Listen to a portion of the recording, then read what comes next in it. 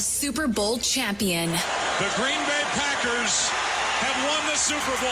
The Packers' all-time leading scorer. A game winner for Mason Crosby. It's time for the Mason Crosby Show with Mitch Nellis, presented by Verizon, the official 5G network of the Green Bay Packers, on the Wisconsin Sports Radio Network, powered by the Potawatomi Sportsbook, and on the free Odyssey app. Hearts beating furiously. It's Love looking. One last guess. Moving guys around. Fires to the end zone, and it is broken up. The Bears win it in a crazy one. High noon on the Wisconsin Sports Radio Network means the Mason Crosby Show, presented by Verizon. Tommy Wirtz here. I'm Mitch Nellis, a.k.a. Thunder. The kicker, Mason Crosby, who wouldn't cost his team 7 points in a wild card game because he knows how to kick footballs, is also here. Mason Crosby. You know, Tommy and I were on yesterday from 8 to 10 a.m. We got the morning period, get everything off our chest. Yeah. So I'm going to kick to you. No pun intended. Nice one. That was so dumb. Well, I'll kick it right back. Yeah, do it. Yeah, Let's go. because that's what I would do He's because that's Mason all I know. Crosby. Let's go, Mace. All right. Yeah. So y'all got to vent a little bit. You got to kind of, go dive into it. I've been stewing. Molly and I had a nice little conversation this morning about everything that went on. Her insight's always, so spot on. She's seen the game for a long time from a different perspective, through conversations, through watching from the sideline, just kind of the feel from a different spot. So I've been processing through this, and let's just dive into this game, and then we'll get into what's the future. What do we look like? Like, what is this organization going to do to get past this and over the hump? Right? Yep. This hurts. This one stings bad. I look back at, we've talked about, unfortunately, 2014 more on this show than I ever hoped to. Yes. But this has to be right up there with that type of game. Obviously, that was the NFC Championship, a clear chance to go to the Super Bowl, this being the wild card round, but you're playing the Bears. You're way out in front. Everything right in front of you. Unfortunately, every time I'm on the show, they're replaying the games. I mean, they're up 11 with 4 minutes left. Yeah. Let them drive down. I feel like the collapse started. It started that first drive of the second half. Yes. Like as soon as you came out of half, and it just looked stale and basic and nothing was happening. It was just like, oh no. 100%. Why is this happening again? What is the plan? I've seen those stats, and I'm sure you have all. I know, Mitch, you're going to throw some stats at us. What I found interesting, and one of the biggest stats, was all of the under center stuff in the first half compared to what they came out in the second. Yep. Why go away from it? It's almost like the Packers adjusted, thinking the Bears were going to adjust to what they did in the first half, like assuming they were just going to run the same plays. So it's like, we got to change stuff because the Bears are going to adjust. And it literally fell right into the Bears' laps. True. Exactly what they were trying to do. Yep. Josh Jacobs was running the ball pretty well in the first half. He was. From under center. Get him coming. I feel like that's his strength, is not taking the zone read type handoff and getting himself going. If he's coming downhill, he's going to get 2 or 3 yards before he, makes a move or breaks tackles and does that.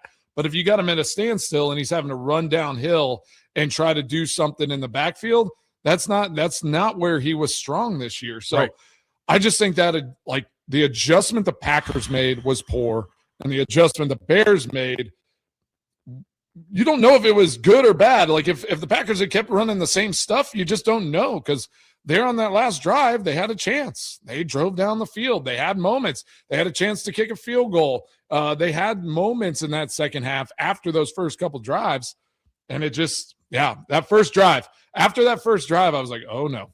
Let's not do this again. Here we go again, right? That's exactly same exact thought. Tommy and I talked about it, but I had the exact same thought sitting there with Big Rumble watching the game. We had kicked Mrs. Thunder upstairs because she was bad luck. She missed the first half. She came down. She was there for that first drive, 3 and out, and we kicked her upstairs. We're like, you can't watch the game here. You have to You're done. But we said the same thing. It just all the energy, all the feeling It just didn't feel right. And then they hold the Bears to a field goal. Then they go 3-0 again. Then they hold the Bears to a field goal. So it's not like they pooped themselves immediately. They just needed to control the clock a little bit. Yep. And I honestly, here, I'm gonna rewind just a little bit. You know where I got worried? Was Matt LaFleur's halftime interview. Yeah. Whenever he's coming off the field, where it's like, hey, what do you, and he's a little, almost like downtrodden about being up 21-3. And he's like, I just think we need to run the ball better. And I'm like, oh God. Like I knew exactly how they were going to come out. I knew they were going to come out trying to force the run instead of literally just like that Bears secondary, that defense was a sieve. Just play action, get Jordan Love moving on the edges, rolling that offensive line. You don't have Zach Tom in there. You have some different guys. Like, get that line, reset the line of scrimmage, move it, let Jordan Love just get in the flats. How many times did we run that little scrape out with either a tight end, a wide receiver, running back? Did they do that once in the first 3 drives in the second half? No. Force them to stop you with what you had success with. And then it's like, all right, they adjusted. Now we go pivot. Like the chess match was lost by this coaching staff, by Coach LaFleur. And at the end, I think we are going to have to talk about Halfley and his deficiencies, losing Micah Parsons. And now all of a sudden you give up 26 points a game. You can't stop anybody. 0-5 without Parsons.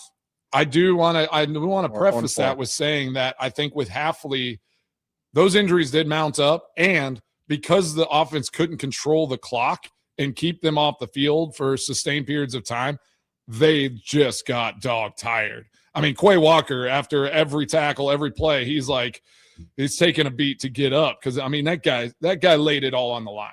There were guys on that defense that you could tell laid everything on the line to try to win this game. 414-677-1250 is the Nicolay Law Talking text line, 414-677-1250. Calls are already coming in. We're going to get to you for sure. But you talk about all the things that we're all these reasons mount, right? All right, so it's injuries, but every team has injuries. All right, so it's Halfley. I hate the injury can Halfley argument. not win without Parsons? All right, so but we think Halfley's a good defensive coordinator, like LaFleur, and now we're getting. Let's be very careful. And this is ESPN, so they're a bunch of idiots anyway. But the title they have up on the site is Packers will try to keep LaFleur's head coach. And I know we're not getting into that yet, but I just want to throw out this concept of, is there a chance that policy says we're going to sign you to a 4-year deal, but I have an out every year? So you could say it's a 4-year deal, but there are outs because you know what? We haven't been good enough, and I actually have the numbers to back that up. I don't want to get into that just yet, but I did see that. I saw that title, and so I wanted to throw that out there. Going back to the actual game, nothing felt good in that second half. I mean, Golden was the moment, right? Golden, the second half was a debacle. I think we can say, Golden kind of had a, the semi, coming out and his, all right, he's moved into this. He's a guy, we talked about this last week in playoff games. Who is going to step up? Romeo Doubs. Romeo Doubs stepped up, proved he was one of those guys you can trust in a critical situation. Matthew Golden in that second half what a play he had to, make those guys miss. Jordan Love threw a great pass. I think it was somebody was breaking it down, and I think it was Kurt Benkert. He was like, if it was crazy, Christian Watson went off of his initial block to lead up on a guy, and he was like, if Jordan doesn't throw that perfect, that might be a pick, right? But he led Matthew into a good spot, and he was able to score that touchdown. So, and then and so let me preface too, as we dive deeper into this, I have been, I've been critical. And critical for me is a bad word. I'm just looking at facts, looking at what things are as a business, all of those things. And if I were being evaluated, how would I think it was going? Right. Yep. And so as we dive into this, I just want it to be known. It's I loved playing for Coach LaFleur. He was great, all that. But we're gonna have to really dive into what has happened there. Yes. Why is it this way, right? How does it change if you don't make a change in some critical decision-making leadership roles, right? Yep. So those are some of the things we're going to dive into, but I do want to go on the offensive side of the ball. Okay. And let's look at Jayden Reed and Luke Musgrave's opportunities for some big plays. Yep. Like what happened there, right? It's like Jaden Reed, it was a little behind him. You got to catch that. You got to catch that ball. You got to sell out. Yep. All right, Christian Watson one. I'm like, you got. I don't know. He never even got the second hand up. Like, go up and get that ball. I know. I played with Devontae Adams and Jordy Nelson and James Jones, like guys, Randall Cobb. Like, they literally are going to get killed. Yes. Trying to throw their hands up, catch, like at least give every opportunity to catch that ball and get knocked out at the goal line to try to win that game. I'm not sure if this team that was something that gets me on, especially offensively. Yeah. They just don't feel like they just will sell out for fire. Everything. Right? Yeah. They don't have that passion. All right, and you mentioned Musgrave too. Yeah, I did. So Musgrave, I said it right away. I'm like, you see that guy face guarding you? You don't think you can catch that ball? You have to stick your foot in the ground, come back to it, and just make that guy run you over. You texted us immediately on that. You have to draw that foul. Like it is like how do you like just avoid that guy? Like you're not catching the ball. Like you must draw a foul there. It's cheap foul maybe, but the guy's face guarding you. It's illegal. You have to draw that foul there. And that to me was inexcusable just on a coaching standpoint in that situation. It's like he knows he's running a go route. He knows if a linebacker's on him, he's going to outrun him. Like you got to know if that ball's underthrown at all, you are going to get you're going to get that PI and you have to make it happen. Exactly. 414-677-1250. Should we head out to the calls? Want to head out to the calls, Mace? All right. Let's start right away with Randy in Grafton. Randy, you're up first on the Mason Crosby Show.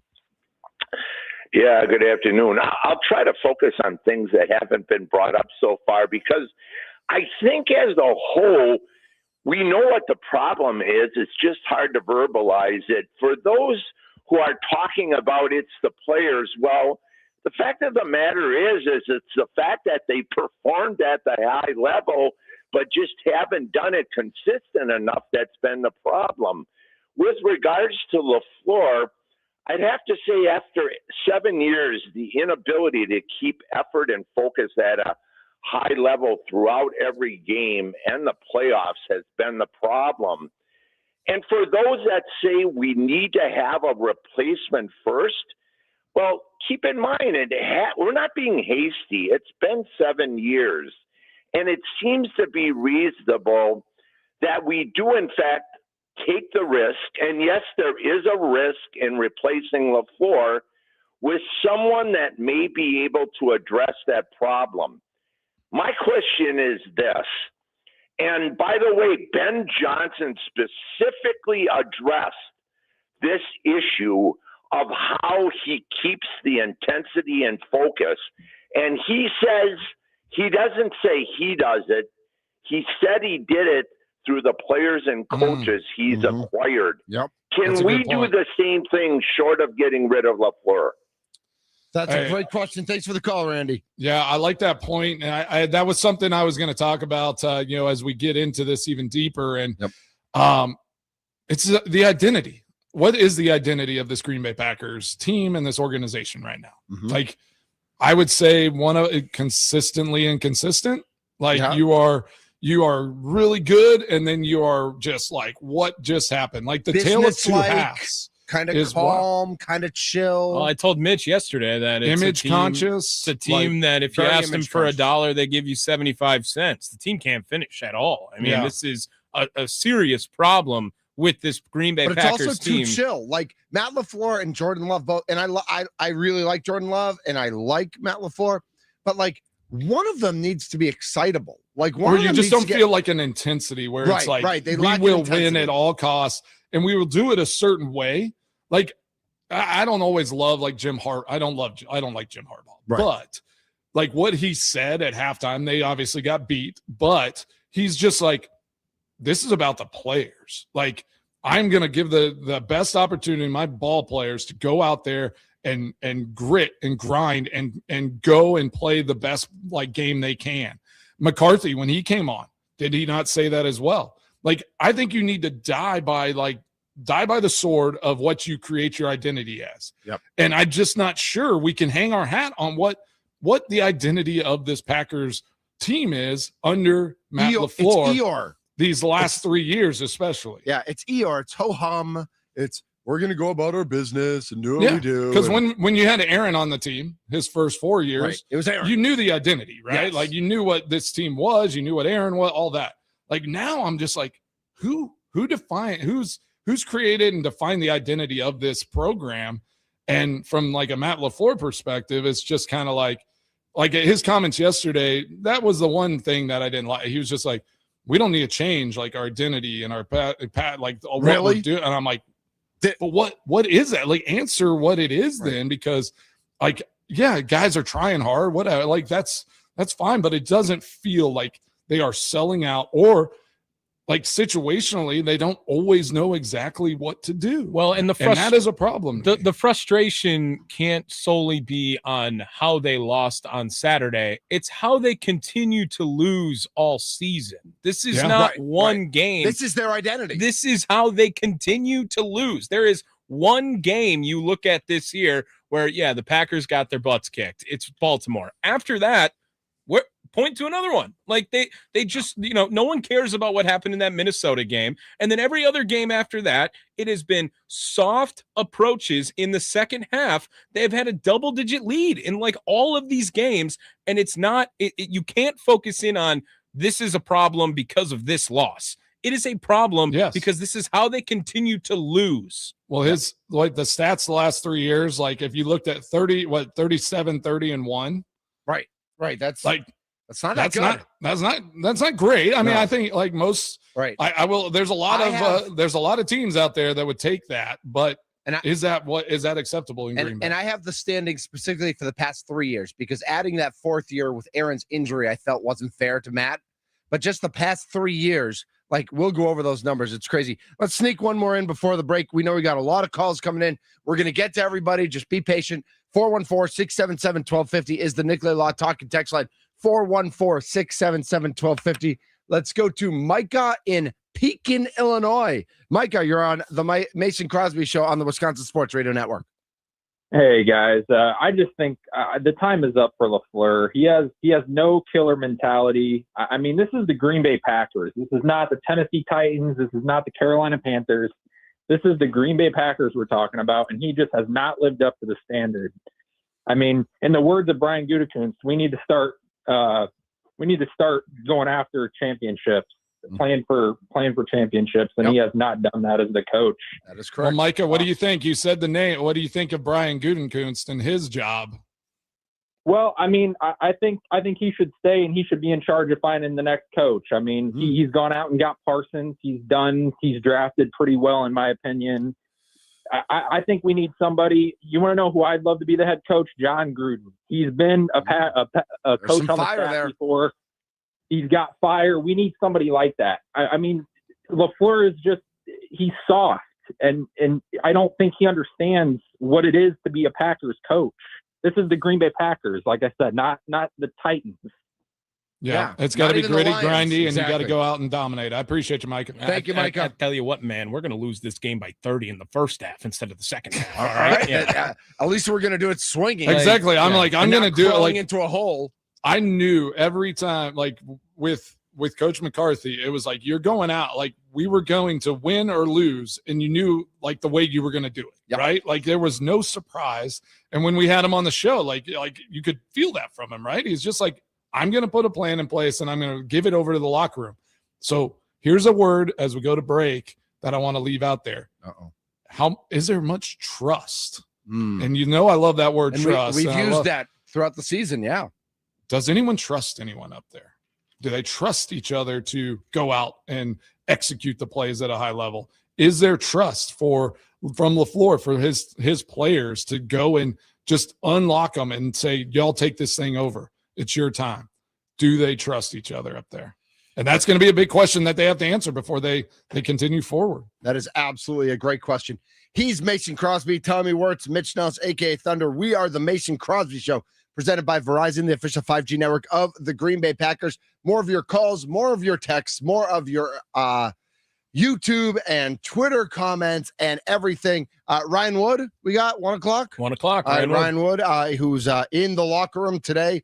I know Micah Parsons specifically had some very pointed words in support of Matt LaFleur. So we will hear from what the players had to say when Ryan Wood joins us at the top of the 1 o'clock hour. This is the Mason Crosby Show.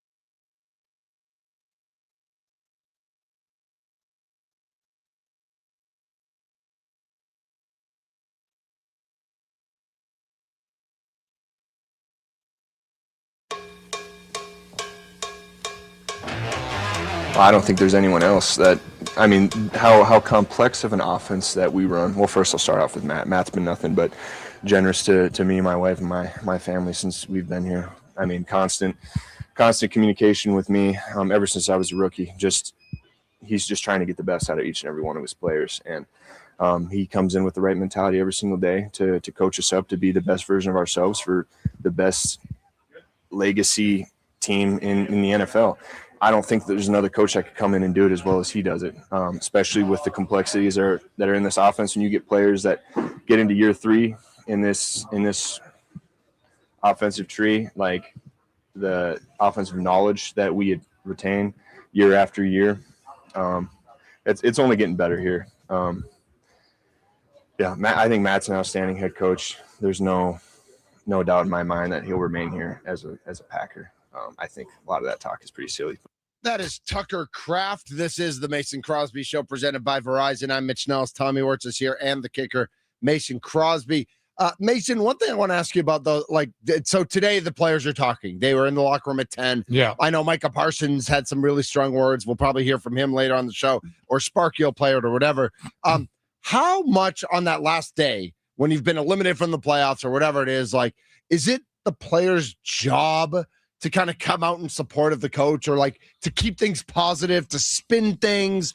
We know coaches, we know GMs spin, we know players do that to an extent. How much are players cognizant of what they're going to say is going to go viral if they say anything that doesn't toe the... I mean, you're trained in that, right? Yeah. You're never going to say anything that is going to be detrimental to your time there, because again, I think I've told y'all, I was a little open about operation and 1 year. I think it was 2012, right? Mm-hmm. It's something happened in a game, and I just gave a little more insight, and it wasn't even critical, but I get called upstairs to the PR side, and they basically gave me a talking to about how I need to answer questions and operate, and I'm like, so I can't give any insight into what I'm doing. It's my job. I hate that. I wasn't saying anything about anyone else, right? But I do think they're very, especially there in Green Bay, it's probably even more so and more heightened. But again, also what Tucker Kraft said, I mean, LaFleur, good family guy. He does care about his guys and the families and all of that. My question, though, when we went to break is, does he trust them to do their job on the field? And I'm so I'm looking at this. I don't know. Did I send you this? The offensive play callers sequencing by series. I saw this on Twitter the other day. Okay. So LaFleur is way up in high volatility and low predictability. So he is changing a lot of personnel all the time. And he's trying to be really unpredictable with being able to cue off something. Okay. Now, mind you, when it's going well, I think that can be beneficial. Mm-hmm. But whenever you are literally calling different types of plays from different formats, all that, all the time, that, I think that becomes really hard. And if you don't have the right guys, if you have injuries, if you have things like that, it becomes really tough for them to fit in and do their job at a high level because they're thinking so much. Look at the other side. So McVay is high volatility, but high predictability. And you'd probably say their offense is pretty good, right? Yes. They're just yes. Stop what we're doing, right? You're going to line up. You might have an idea, a couple plays that we run out of this formation, but we're going to run it so effectively that it's going to be hard for you to stop, even if you know what we're doing. So right? The issue that we're talking about is the Packers may find something that works, and then they'll switch out of it. Yeah, exactly. Right? They don't lean into it. So high volatility, low predictability feel for me, I didn't get the exact metrics of what that means, but my guess is, it's just you do one thing, one play, it works, but then you're not going to come back to it. Yeah. You're going to be unpredictable the rest of the time. And it's, again, that's consistently inconsistent. Is that too smart? Is that too cute? Is that what that is? Is trying to be it's just hard to hang your hat on what you do well on offense at that point, right? It's just that's just high volatility, high, low predictability just means that you're changing all the time. It's just always adapt, always changing, always any of that. So whenever they come out in the second half against the Bears, you're trying to keep them guessing, right? And instead of like just running what you ran that was effective and making them stop it before you adjust, you just change it up. And then it fell right in Bears' hand. They were just like, well, we adjusted, and like you literally ran right to where we, you almost end up running into defensive schemes on accident whenever you change it all the time, right? Yep. Nolan and I were talking about this morning. At some point, you're going to hit what they expect you to do. 414-677-1250 is the phone number. That's the Nicolay Law Talking text line. 414-677-1250. Let's go out to Brian in McGuanago. Brian, you're next on the Mason Crosby Show. Guys, I'm sure glad you're in here. You're cheap therapy. Yes, we are. We are. Bring it. We're here for you. Now, if you want to, hold on, Brian. If you want to Venmo us, you can. Yeah. We're not above. Like, if you want to pay, we don't have to be cheap. Yeah, we don't. Yeah, you can pay for it if you want. Just saying.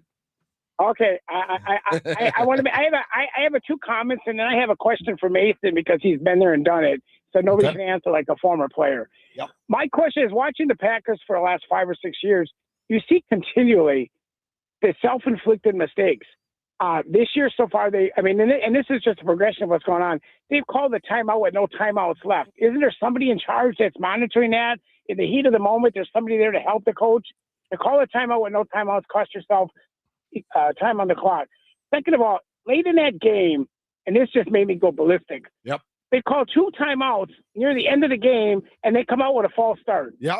Or no, with a delay of game. With a delay of game. Yeah. What? That's insane. I want to go on the field and fire him. Like when that happens, like you're fired. You can't be the coach anymore if you're calling timeout and getting a 5-yard delay of game penalty. But from a timeout, you're fired. That's that high volatility, low predictability. It's like he called one thing, maybe changed it to something else, and then personnel got messed up, right? And then my other thing is that they'll have. I watched this game closely, and they had like 7 guys in the box, and they kept running up the middle. There's no mixing up the play calling. But one question I have for Mason, and I'm dying to hear your answer, is that the Packers operate like a syndicate. So is there some kind of complacency within the organization where some coaches, players feel like, we have a little extra leeway. We don't have a Jerry Jones that can blow us top and say you're fired, trade him, release him, cut him. Because they're just, you see the special teams has not gotten better for how many years now? You see that the self-inflicted penalties, the passion. I need somebody, and I listen to Tucker Kraft's comments, and true, some of it may be true, but half of that is just hogwash. He may be a great coach, and he may be a great play caller, but a great coach has fire in his engine. The players are only as good as the Chief or the Indians. And the other thing also is that you need to be a leader. And when you stand on there showing no emotion, whether you're up by 30 or down by 30, this season was just a kicker, or like the Jimmy's on the cake, is that you had 5 games where you almost had double-digit leads in every game, and you lost. Yeah. So you can't tell you can play so well, or you can have Matt LaFleur coach like Bill Walsh in the first half, and they come out like Dan Devine in the second half. I just don't get it. It just, and every Packer fan, we're feeling it this because we had a legitimate chance, injuries or not, to advance. Oh, yeah. The Packers were the better team on paper. Like they had no business losing. Yeah, I appreciate that.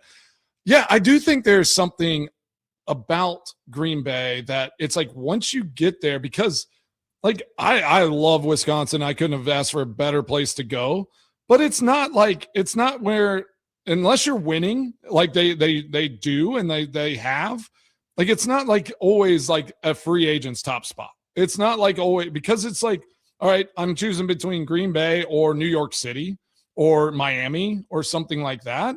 Like some of these guys just have preferences on where they live, right?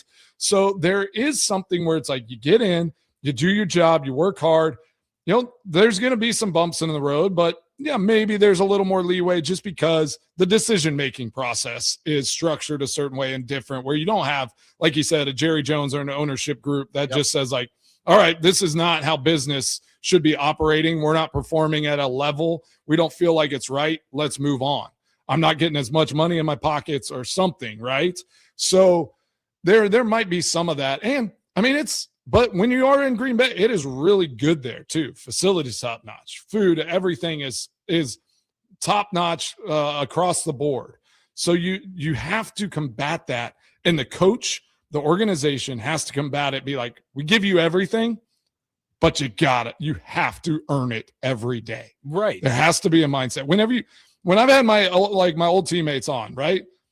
Like you hear something different in them, I feel like, than some of the Tucker Kraft has it. He has some of it, but there's a mentality. I think Micah Parsons has some of it. Josh Jacobs has some of that, but not across the board where it's a mentality like, I'm hungry.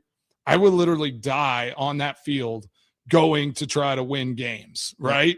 I was talking to Clay Matthews the other day, and he was like, my goal was literally like, I would run myself to death trying to inflict pain on anyone that got in front of me. And I'm like, Clay was, had his hair and he looked like almost like a finesse. You're like, oh, he's a Cali guy. Like he's probably not tough.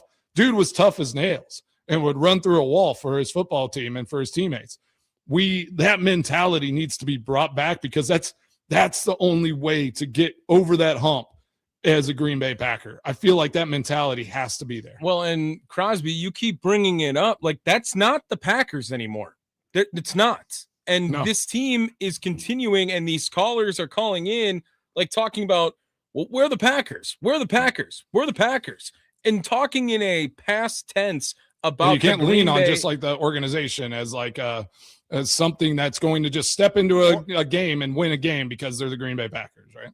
Or if we're not the Packers right now, then changes need to be made so that we once again become the Green Bay Packers and that the Packers organization regains, whether it's that swagger or attitude or just excellence. Like there was an excellence in being a Green Bay Packer, and that's not there right now. I got a number of texts here.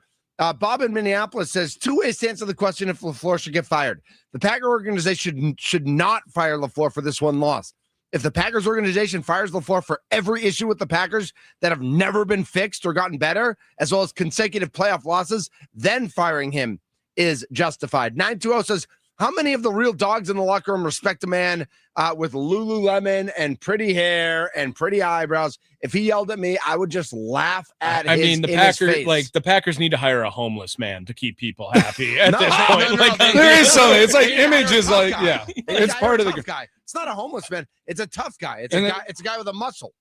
I just think it's more like, you get the Philly. Yeah, you get the Philly guy, like the security. They got to hire Dom. But no, I think, and on the LaFleur side, I do think like he is a great football mind. He knows X's and O's. He knows like the game inside and out. Probably a really good offensive coordinator, maybe. But again, I think he was a great offensive like coordinator. I'm not sure, like if he runs it as a CEO, like now, like a head coach in the NFL, like you got to have a great like offensive coordinator, defensive coordinator. Your head coach needs to literally monitor everything, can step in if need be. Like obviously the Lions didn't have the season they want, but Dan Campbell did that, right? Yep. He was like, all right, I'm stepping in as the offensive play caller because I don't like how this is going and I want to take the responsibility if it's not going to go well, right? So I think a head coach has to be that guy. And whenever, and LaFleur might be saying it tongue in cheek, but he's just like, I don't talk to kickers or I don't care about special teams or, it's like clearly halfway defense, they do their thing. Like he's so offensive minded that I'm like, I'm not sure. And then in that vein, when the offense doesn't do well, who's to blame?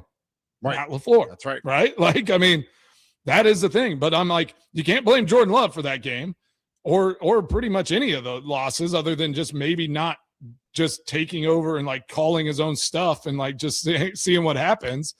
So, I mean, you have to look from the top down and then you have to say, is this team, you lose Micah Parsons, you lose some guy, like, have they been built from the bottom up correctly?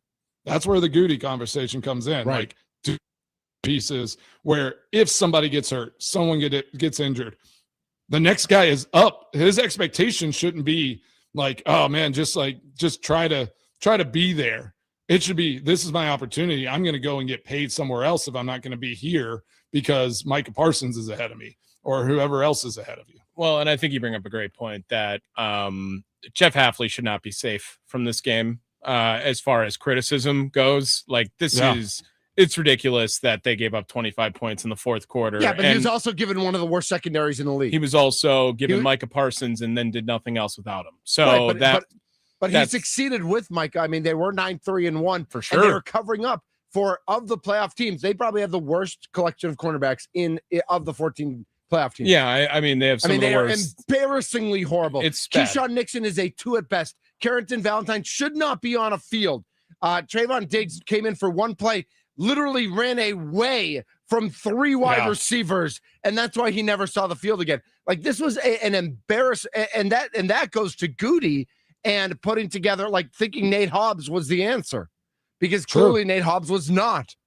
I think, like, sometimes Goody here in recent history has these splash things distract from what else is going on, right? Like, it's like you bring in Micah Parsons, we were all distracted for 12 weeks or 2 weeks at least, and then there were some things, and it's like you just, it's like distract, move the needle, do with these guys, like, I'm going to give you these guys, you better figure it out. But again, at the same time, other teams have some of the similar issues. I look to the 49ers. I hate the 49ers with a passion. Like obviously lost some heartbreaking games to that bunch.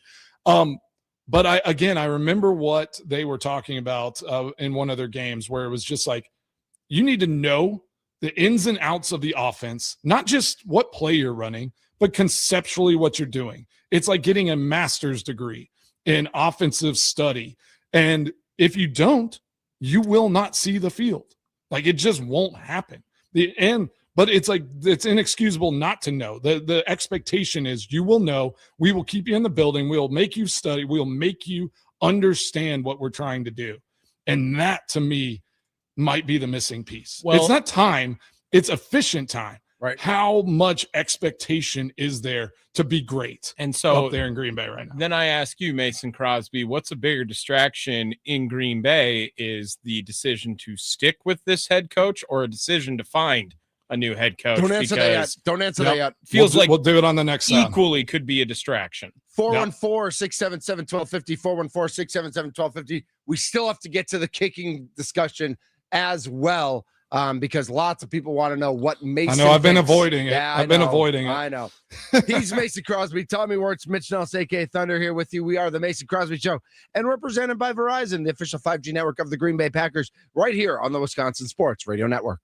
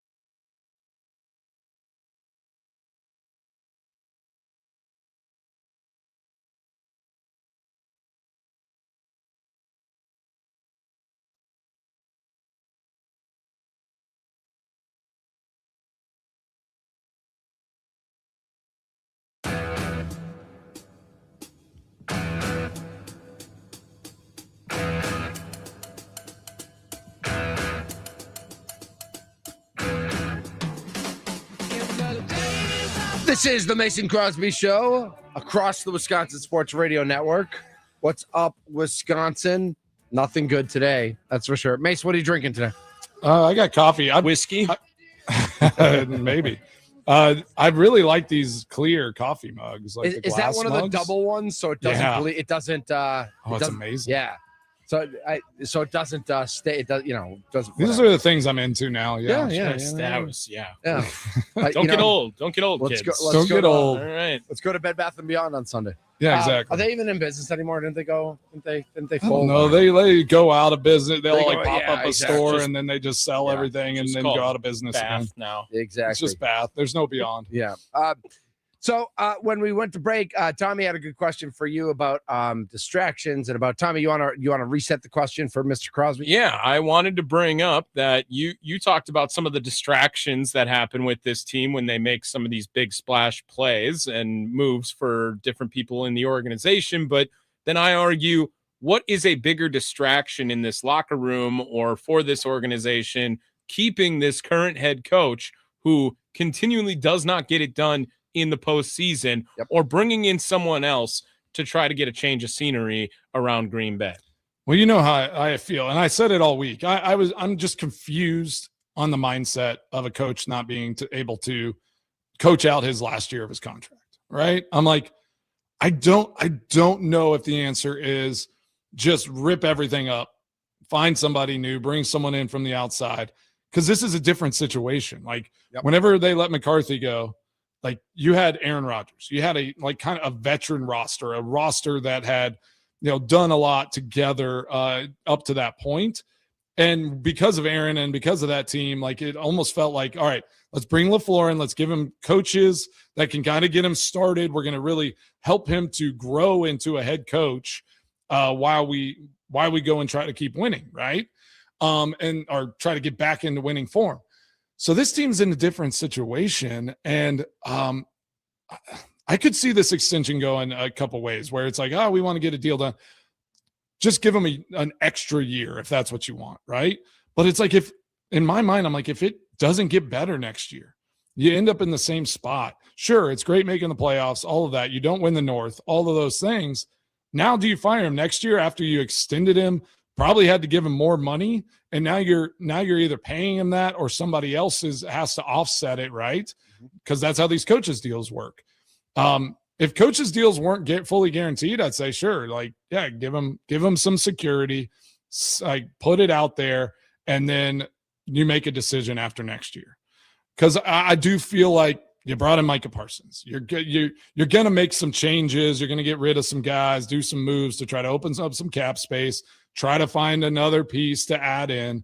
You don't have first-round draft picks, but you do still have some draft depth. You're going to, which again, Goody hasn't been great on those first-round draft picks historically. So the bottom end of the draft is where they kind of shine. Yep. I don't know. I can't see him doing it, but at this point, like with the Micah Parsons stuff, with everything that they're kind of like how this organization has changed since I was it was core what I was part of.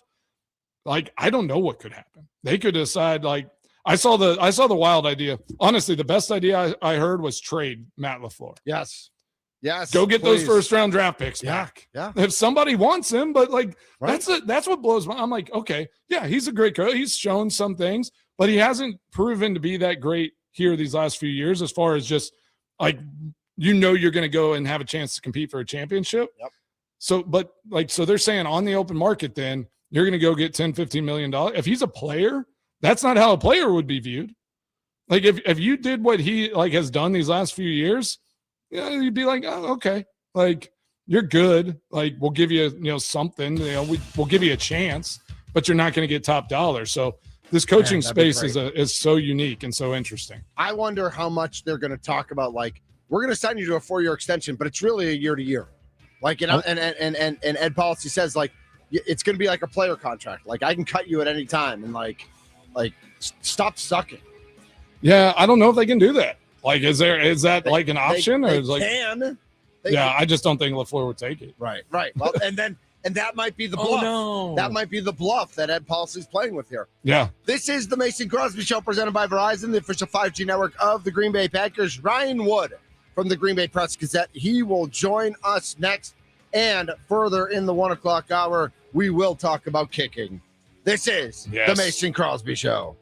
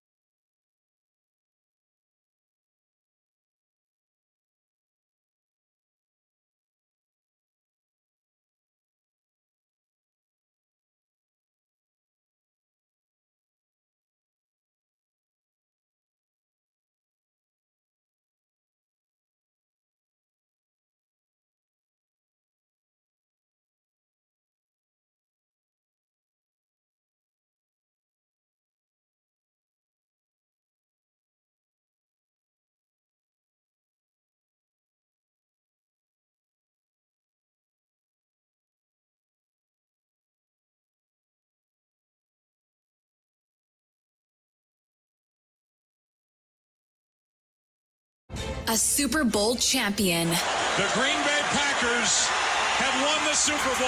The Packers' all-time leading scorer. A game winner for Mason Crosby. It's time for the Mason Crosby Show with Mitch Nellis, presented by Verizon, the official 5G network of the Green Bay Packers, on the Wisconsin Sports Radio Network, powered by the Potawatomi Sportsbook, and on the free Odyssey app.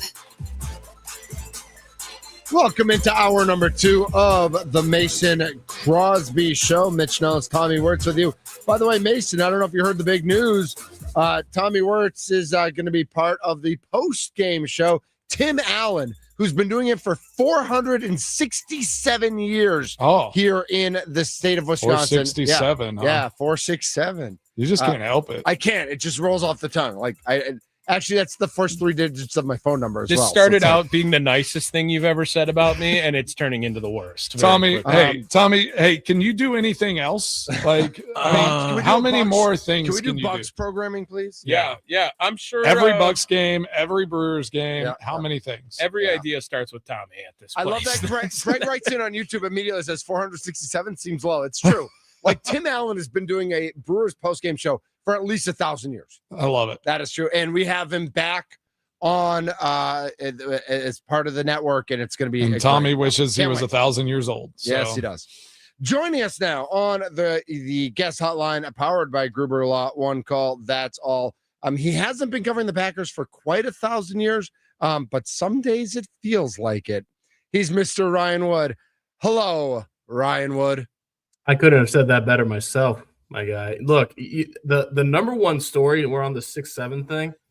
The number one story that I actually, in review, wish I had gotten to this season and never did is what was Donovan Jennings' life like this fall? Right? There's only so many people in sports that wear 67 on their back. It's not a basketball or baseball number. There's a handful, I'm sure, in the NFL, but I can't even he's like the most popular player. You have no idea who he is because here's his number everywhere he goes. I never got to that. It's a great point. It's a great never got that one written down, huh? That was not you had too many other things going. Are you there at Lambeau today? Is that where you're sitting? This is Lambeau Field. Yeah, we just gosh, I don't even know what time it is. I barely know what day it is, but we just got out of the final locker room of the season an hour or two ago.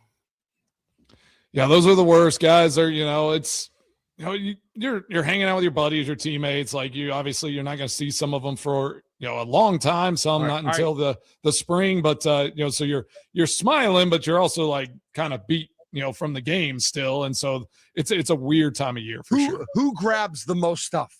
Like is there always a guy who like takes everything, like every sweatpant, t-shirt, sweatshirt, like all the gear? Like even though they clean a lot of that out before you show up for your cleaning. You don't see much of that. No. And from you're our not able to take a lot of the gear away. Yeah. From our perspective, for me, I just finished my 12th season covering this team. I'm old enough to know exactly what it was like to cover Mason, and it's always a sense of finality that comes with a final season-ending loss, a final locker room. You see the full picture. I'm someone who I very deliberately try to refrain, and I hope usually succeed, refrain from giving any type of definitive takes midway through the year because we're only seeing part of the puzzle.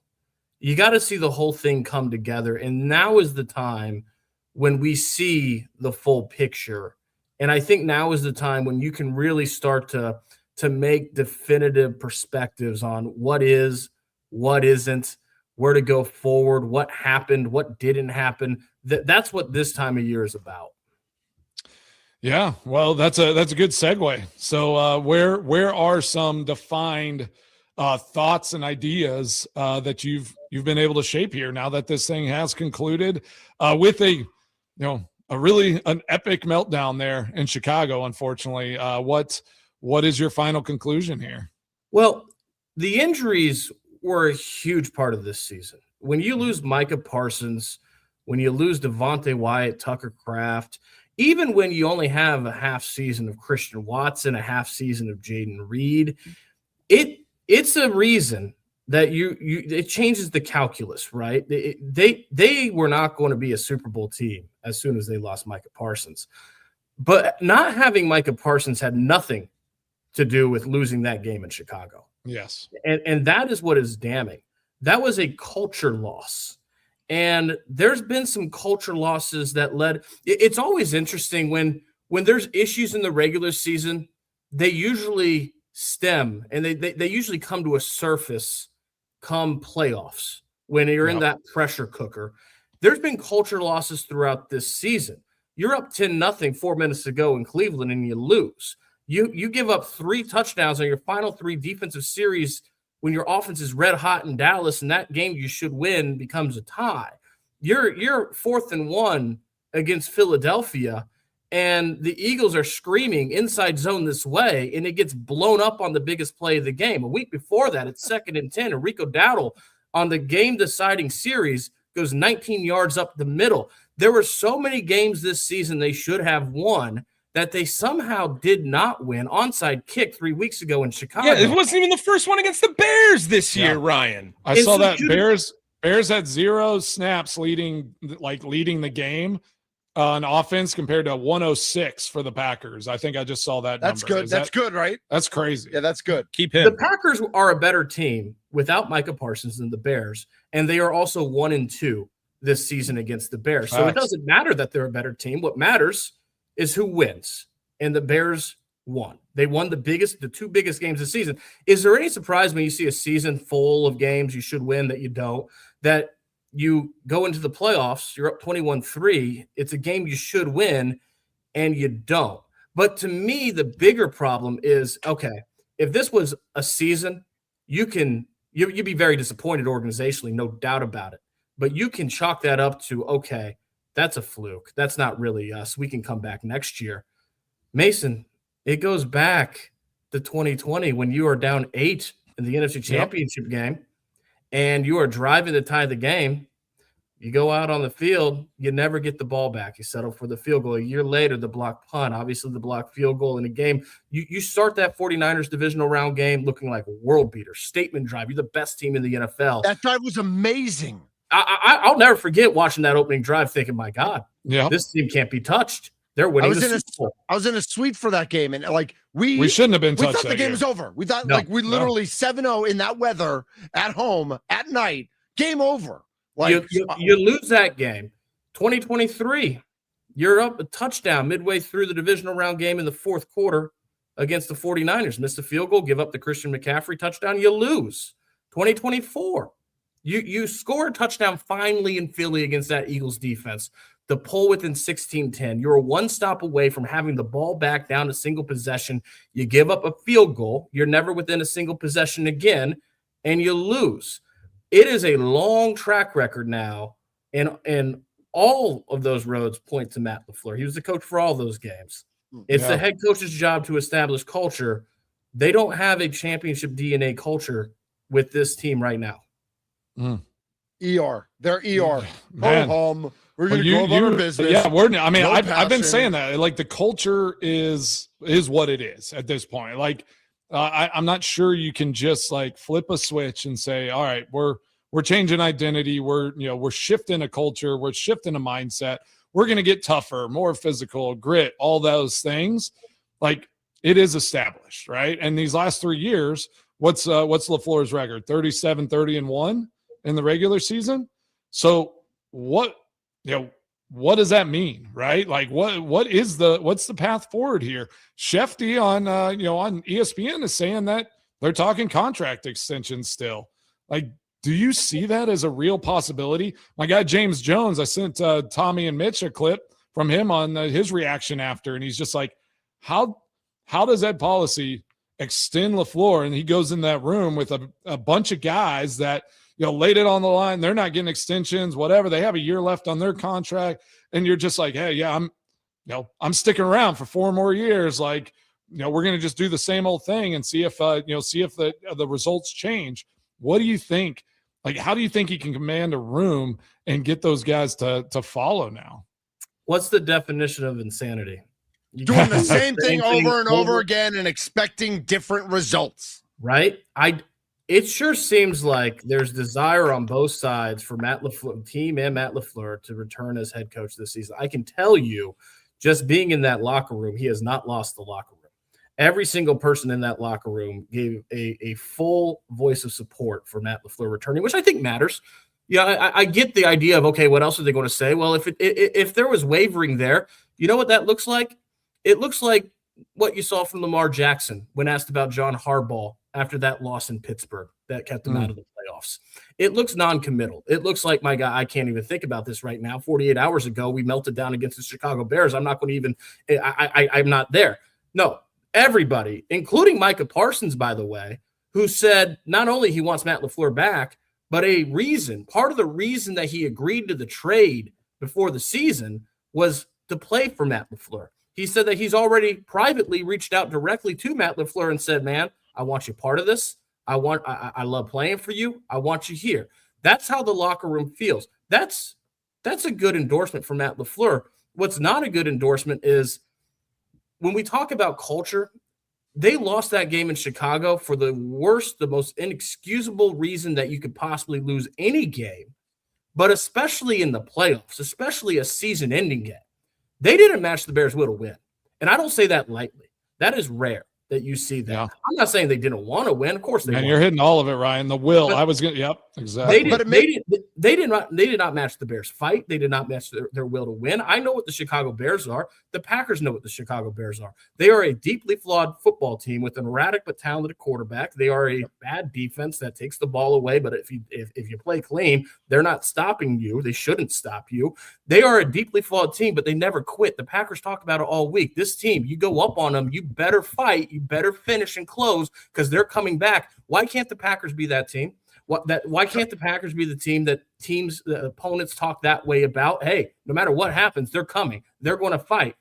Teams don't talk about the Packers that way. That is a culture issue, and it's too important for that to come from anyone else in the building but the head coach. The head coach establishes culture. You can't rely on someone else to do it. The players, Micah Parsons said, I'm challenging all players. It's about the players. Have the accountability in this locker room.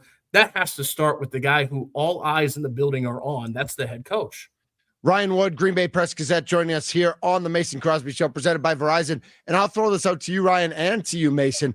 Like, I know that Tucker Kraft said it. I know that Micah Parsons said it. I know that everybody has Matt LaFleur's back.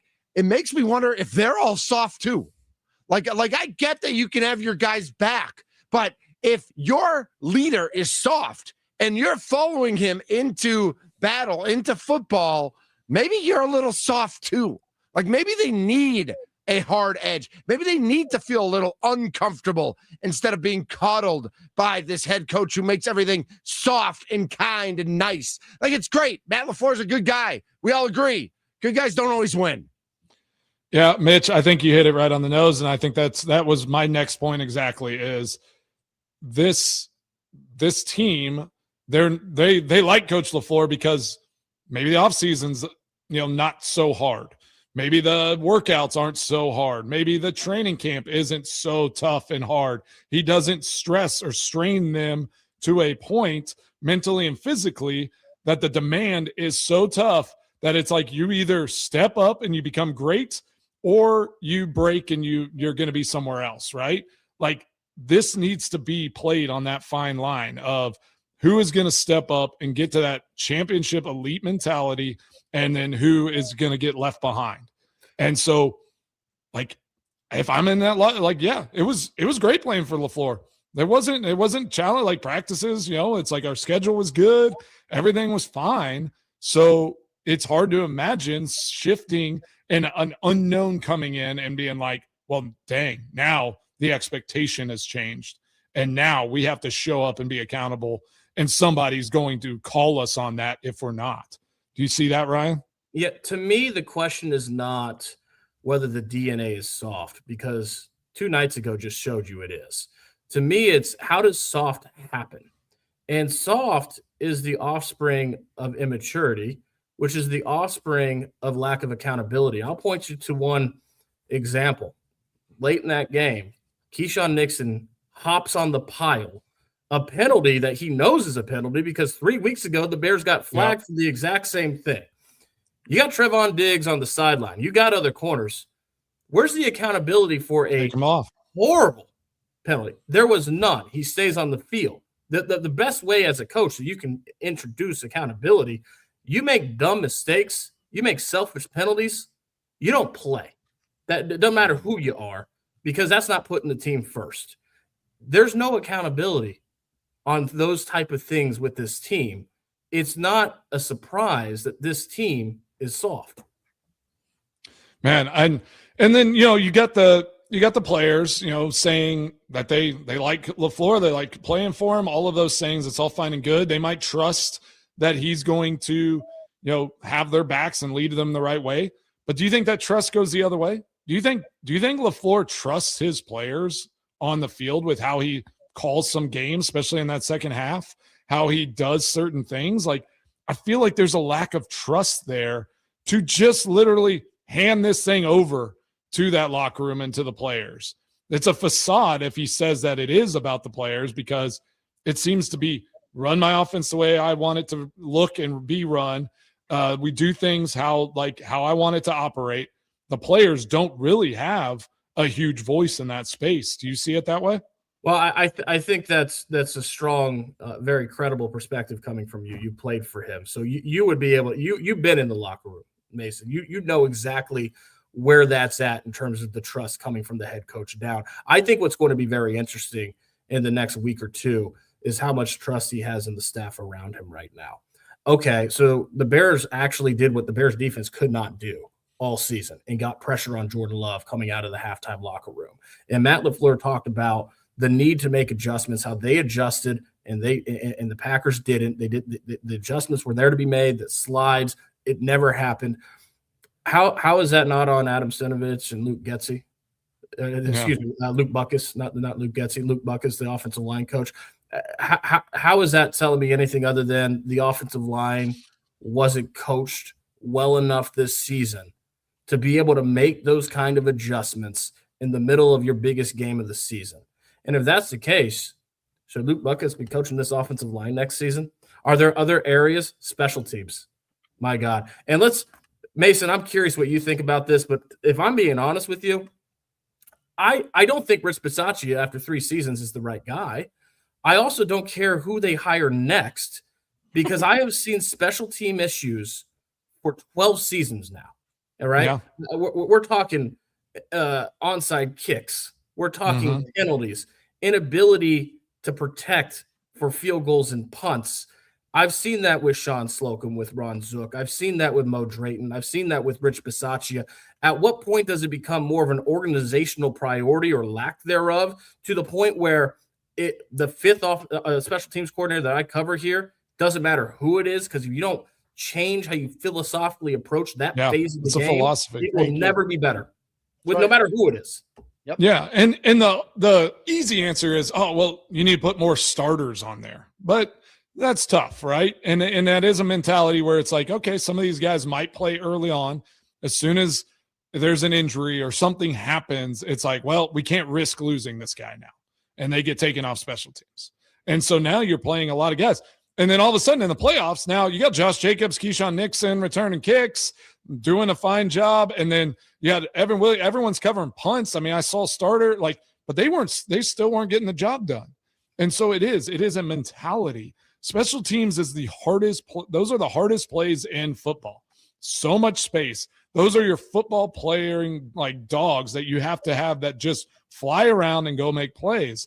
And then, you can't blame Bisaccia for missed field goals. You can't blame, it's like all that stuff. It's hard to get it done in this league. But at the same time, you probably you got to do something, and you got to make a change to try to get a different voice. Bisaccia was the best option in a sense, because he fought tooth and nail to try to change the special teams culture there. And he saw the pushback right away. My 1 year with him, he was frustrated every day about the guys and the people that he wanted in those spaces.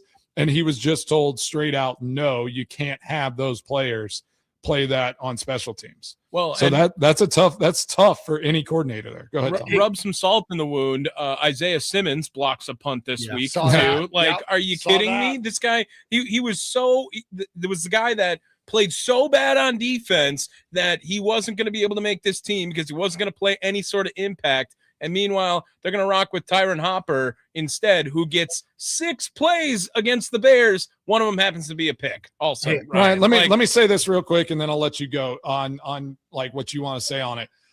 We talked about the like what it is there in Green Bay. It's comfortable. It's a little soft. It's all those things, and with that, honest, open communication lacks. Right. You need to go up to some of these guys and say, you will not start on this team unless something catastrophic happens. You are a special teams player.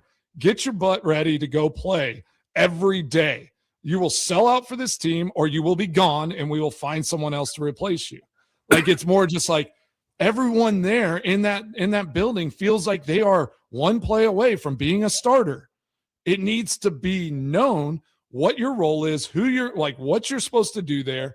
Keep working to become a starter, but like you need to have open communication.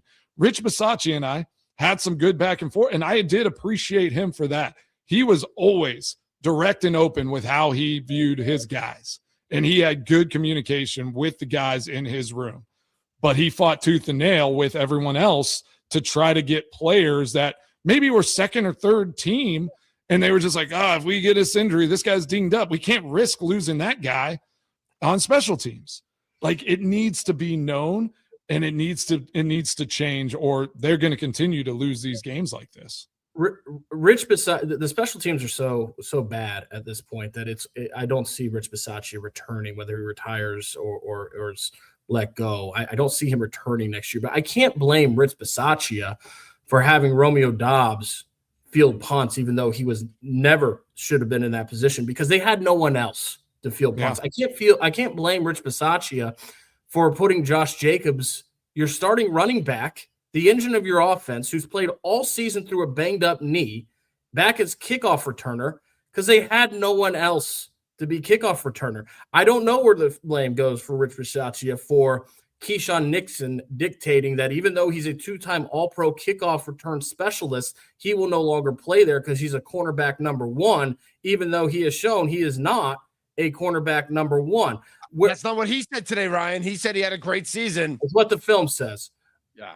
At some point, look, they had special teams that cost games and ended seasons when Mason Crosby was the kicker, when they had really important vital positions filled at the highest level to a way you could not ask for better. They still had those breakdowns. They have the leading punter in the NFL this season. They still have special teams issues that lose games in seasons. Yeah, they gave up a big punt return in that game, in a critical moment. They have positions on this roster in special teams, return specialists, that are not filled. That is organizational philosophy. That is lack of priority, and that all points back to the main theme here: culture. That is a culture issue. Yeah, you got to get it starts with, obviously, it's like Goody getting the right kind of guys in there, and then the communication to say, we brought this guy in to play this role. Like, this guy he's not your guy. He's not your starter. He's not the just in case someone gets injured. Let him go in this space. If he develops into a player, that's great. But they need to have more defined ideas of what these guys need to be, and the communication needs to be there. I was there for 16 years. I feel like I never got real clear-cut communication on certain players on the team, or they just wouldn't they didn't know where they stood. I played for 16 years. I didn't know sometimes where I stood. Honestly, sometimes when I got a contract extension after, in the offseason, I was somewhat surprised because they hadn't told, I hadn't had any conversations that it was we're planning on doing this. You're our guy. We're going to keep moving forward. It was just kind of call you up and be like, hey, I think we're going to offer you a contract. It's all right, cool. Let's keep this thing rolling. So I think some of that is missing, and some of those things I think they're important. And I think it keeps guys grounded and keeps them hungry to work harder whenever that communication is clear and open. Yeah. I mean, I think you said it all there, Mace. Like, Ryan, that's exactly Laid it out. That's exactly what you're talking about. I don't know that you want to make any predictions, but what do you see happening over the next are they really working on a deal with LaFleur? Is some of this negotiating ploys? Is some of this is policy going to make it easy for LaFleur? Could LaFleur walk away? What else do you see happening over the next couple months with this Green Bay Packers team? Yeah, I think the leanings right now are that there's willingness and desire on both sides, the part of the team and the part of the coach, for an extension. What that looks like is the big question. Just because there's willingness and desire does not mean that there will be compromise. It does not mean that there will be ultimately an agreement. Matt LaFleur has plenty of leverage himself, because Matt LaFleur knows he is. Let's dissolve any notion that he's a bad coach. Okay. Yeah. He is a good coach, and he knows that. There's just like quarterbacks, not enough good quarterbacks in this league, not enough good coaches in this league. Matt LaFleur knows that he gets to the market, he's getting a big payday from a lot of teams as soon as he hits it. Like, he has leverage there. The Packers, though, you're coming off of this not just season, but this series now, this trend of close playoff losses where you don't have the identity, you don't have the culture to swing these big, pivotal, close games your way once. I don't know how you come back from that. With that said, status quo is easy. If this is a soft organization, you know what the easy thing is to do? The soft is status quo. It's not shake things up. It's just run it back. He's won a ton of games in the regular season. He's going to put you in position to be the playoffs. Those are absolute facts. Is he going to be able to get you to the Super Bowl? He hasn't shown that, and it's been a while. But the status quo is the easy thing to do. I'm not so sure that the Packers wouldn't rather just have the status quo. Oh, interesting. I just always say, and I don't like playing the woulda, coulda, shoulda game, but Matt LaFleur goes to a different team than an Aaron Rodgers-led, veteran-heavy team that he inherited in Green Bay. Do you think he has the success right away that he had? I think if I'm the Tennessee Titans, I would hire him in 5 seconds. Yeah, come develop Cam Ward. Do with him what you did with Jordan Love and Malik Willis. Like he's. Do you think that this is do you think Matt LaFleur developed Jordan Love do you think Jordan Love didn't learn a lot of things because Aaron Rodgers was there? Oh, I think that the way that Aaron Rodgers handled and treated Jordan Love was exemplary from the time he stepped into the building. Jordan Love has made that very clear. So I will always think that Aaron Rodgers had a very positive influence there. But I also think that, yes, Matt LaFleur developed Jordan Love, because I saw him go from a quarterback who had a strong arm but had no idea where it was going his first couple training camps, a quarterback that had zero pocket presence in that 2021 game against Magnolia in Kansas City, to what he is now, which is much. I mean, the last reason that they had a loss in Chicago was Jordan Love. He played fantastic. You're in great shape there. Yeah, I think that has a lot to do with Matt LaFleur. I think his floor is a great quarterback developer. And I have something that, when you look at the market of this league, great quarterback developers are what become head coaches. He will quickly be a head coach again as soon as he wants to. If he is let go in this cycle, he'll be a top candidate. But the other part of being a head coach goes back to building that culture, building that DNA identity, that championship mentality. That's lacking here, and that has to come from the head coach. Ryan, I was wondering real quick before we go if it didn't get caught on camera, if you said this afterwards, but I thought since that lady in Jacksonville had such kind words for Liam Cohen that you probably did the same for Matt LaFleur after the game as well. Wow. I'm going to be very honest with you guys. That lady in Jacksonville is not a reporter. It is not my job. Yeah, no, you're right. It is not my job to cheerlead. I'll tell you this. I have enjoyed, and whether he comes back or not, I have enjoyed covering Matt LaFleur. He has been tremendous to cover. I have no issues with that at all. I'm also not. It's not my job to pick him or anyone else up after a loss. My job is to be here and to evaluate as objectively as possible what is and is not happening, what is good, what is bad. I've always said, if as far as me as a reporter, if something's good, I'm going to call it good. If something's bad, I'm going to call it bad. I'm not going to try to sugarcoat bad, and I'm not going to try to pull down good. The players, the coaches in this league determine what is good and bad. My role is to objectively portray that to the readers, to the fan base. Love that. Love that. Ryan, thank you so much for being a weekly guest with us here on the Mason Crosby Show the entire season. We know that our weekly time is winding up, but we know also when breaking news happens or anything big happens, expect your phone to ring, and Tommy will be on the other line saying, Ryan, we need you in 12 minutes. And you'll be like, how about 45? and we understand. We understand. But honestly, thank you so much for appreciate for you, being Ryan. a weekly guest. It's been great. Go Pacers, go Mets. Thank you. you. All the things. No, Hey, boo guys, that. What? what are we you doing? even said that, I have thoroughly enjoyed doing this with you guys. You guys have a fantastic show. I'm happy to be a part of it. I appreciate you. Thanks, I just Ryan. call you Ryan. I know everyone has like other nicknames, Woody. but I'm just going to call You you know, Ryan. Mason, I got to be honest, both with you and John Koo, because I cover both of you guys. This has been wild for you guys to be asking me questions. It took me a full season because I ask you questions, man. Like you're Mason, he's cool. Like I want to know what you guys think. It's been a lot of fun, but it's been wild to have It is you such ask a different me questions. perspective, right? I love Yeah. it. We determined last time around that Mason Crosby started kicking for the Packers when I was in first grade, and his last season I graduated college. Yeah. Oh, Yeah. Mason was a the guy that I always went up to in the locker room. I'll never forget. I did a story where you were a huge part of it several years ago. What is it like kicking inside Lambeau Field?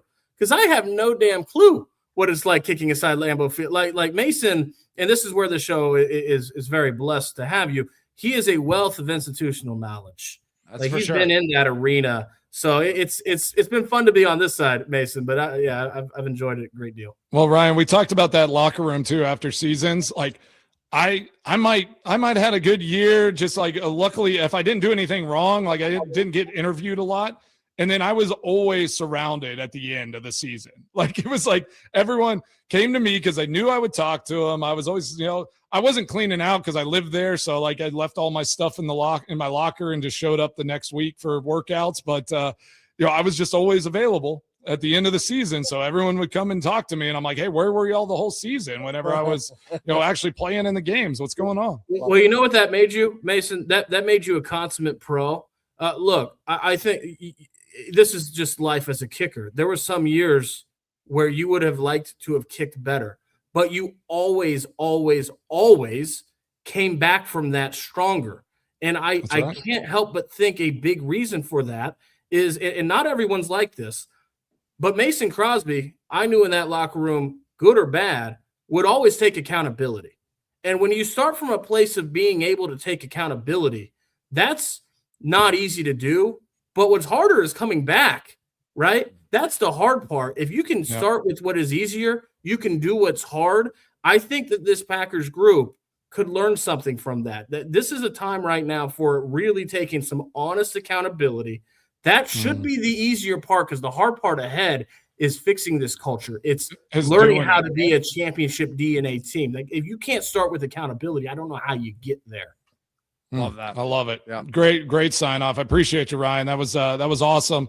I can't wait to have you back on as we get news of everything happening this offseason. All right, take care, guys. Talk soon. He is Ryan Wood. Follow him on all the socials at by Ryan Wood with the Green Bay Post Gazette. We've got only a limited amount of time, but we've got a ton still to get to. So make sure you are tuned in and locked in right here to the Mason Crosby Show and to Wisconsin Sports Daily coming up right after us here on the Wisconsin Sports Radio Network.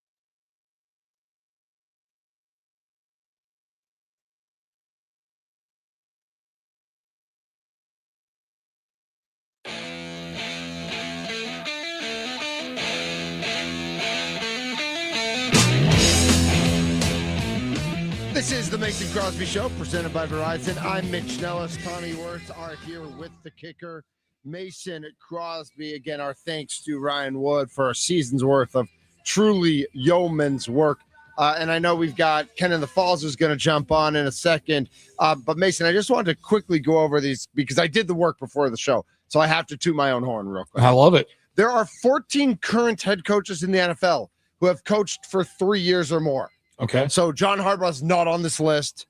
Mike McDaniel's not on this list because they are not current coaches in the NFL. Okay. Of the 14 coaches, where does Matt LaFleur rank in wins over the past 3 years?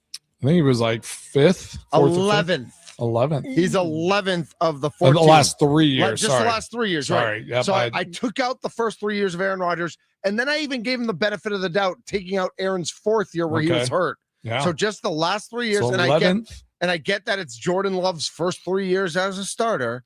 McDermott, Sirianni, and Campbell are tied for first, way ahead of everybody else. Harbaugh would be 4th, but he's not because he's not a current coach. But Sean Payton, Ryans, Reed, and McVay are all then tied for 4th. Then O'Connell, Tomlin, and Shanahan are all tied, and then LaFleur. LaFleur's only ahead of Bowles, Steichen, and Taylor.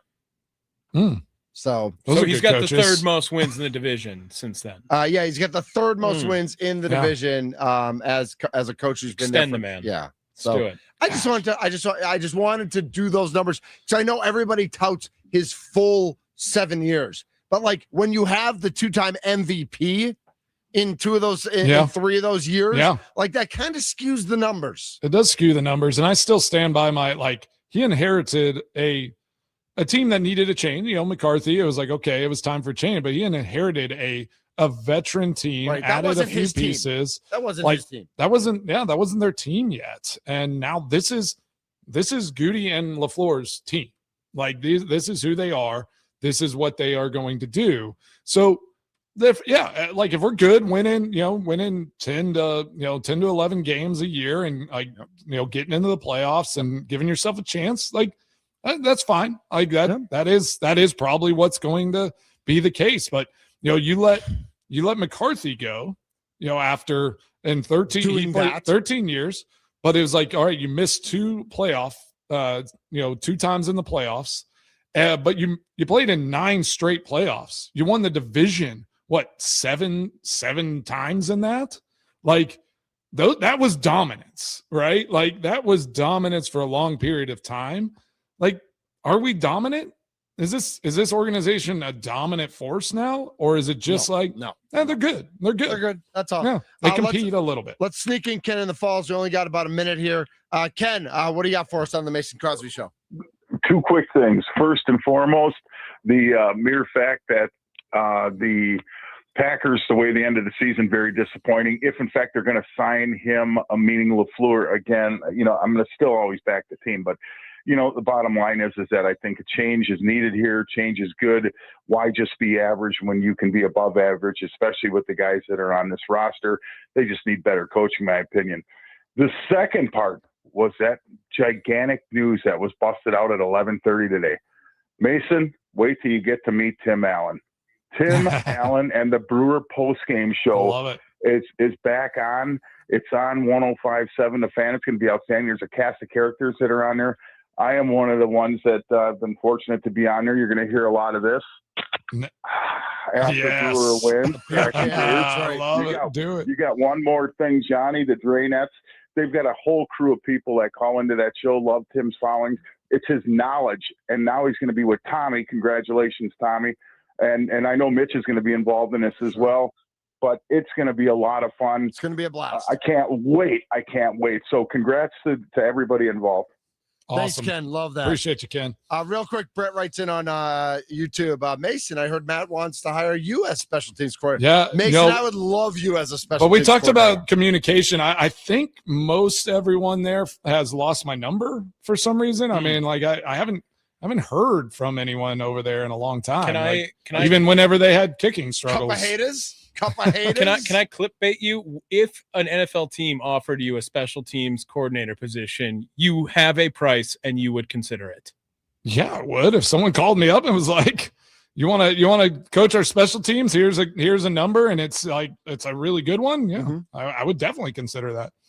Can we like carry your water bottle, or can we like have some job? Yeah, I mean, we'll do the show from the facility every day. I'll keep it rolling. Doug Gottlieb and Mason Crosby. Yeah, I'll build in time, and it'll be perfect. This show has kind of been all Mason's extra points, just because we've had so much reaction and thought about what's going on with I should probably talk about the kicking stuff in my extra points, because I know everyone's asking. And maybe give us like one other like positive highlight over the weekend of like maybe something the family did or something else in sports. Maybe the Badgers beat the number 2 Michigan Wolverines on Saturday. We did. Oh gosh, it's crazy. We couldn't even talk about that because of what these Packers did to us. I mean, the Badgers beat the number 2 team in the country. Awesome. Unbelievable. On the road. So great. Yep.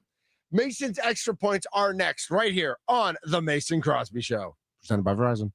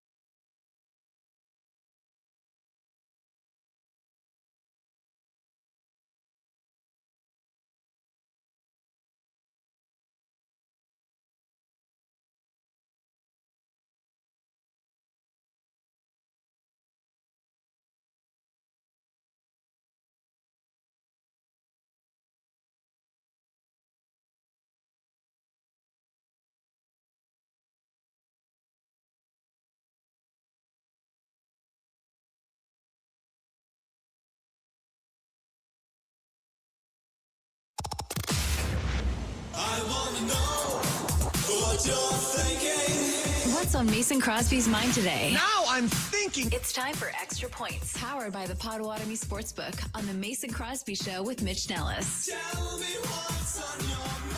On the Wisconsin Sports Radio Network. Oh man, great show, I guess. I mean, it's go from what happened on Saturday night. I really appreciate you two. I know y'all dove into it yesterday as well. It was, I thought Ryan Wood had some really good takes. I will talk quickly about just my thoughts on the kicking. We'll dive into that more tomorrow. So jump on tomorrow and I'll break down like my mentality and like what I saw in that moment and what it is to kick in the playoffs, right? Like it is a different animal. But Ryan Wood said it. He was like, you know what the playoffs do? It shows kind of what you like it'll accentuate your weaknesses from the regular season. Like you're not going to just all of a sudden be awesome in the playoffs. Like who you are will show up in the playoffs. And so I feel like I always had this mindset when I got like playoff Mason was a whole different animal, right? Regular season's a grind. There'd be seasons where it didn't go perfect, all of that. But I knew we get to that playoffs. I'm resetting. It's a new start and I will lock in. I'll be dialed in. So it's a mindset. It's a focus. You have to have a heightened sense once you get in the playoffs. And I hate it. McManus took full responsibility. So I'm not going to, you're not going to beat that down because that's the job. You take responsibility, you try to get better and you move on, right? McManus has kicked some big kicks in this league. He's kicked in a Super Bowl. He's, he knows what it takes. He just didn't get it done on Saturday night. And you have to live with that. You have to own it and you have to move forward. So it'll be interesting to see what happens. I am not warming the leg up. The Packers lost my number anyways. They wouldn't give me a call. So, but who knows? I got my team together. I got my assistant special teams coaches right in front of me here. If we get a call, Tommy'd be a good ball guy. He could break in the footballs and do all the stuff. So, but I appreciate y'all, and we'll dive deeper into this tomorrow and keep this thing going. Go Steelers! Aaron could go. Yep, further let's go. Aaron could go further into the playoffs than the Packers. Yeah, that's going to be a fun conversation. That's crazy. We got one more football game tonight. This is the Mason Crosby Show presented by Verizon, the official 5G network of the Green Bay Packers. For Tommy Wirtz, for Mason Crosby, I'm Mitch Nellis, a.k.a. Thunder. We are the Mason Crosby Show. I was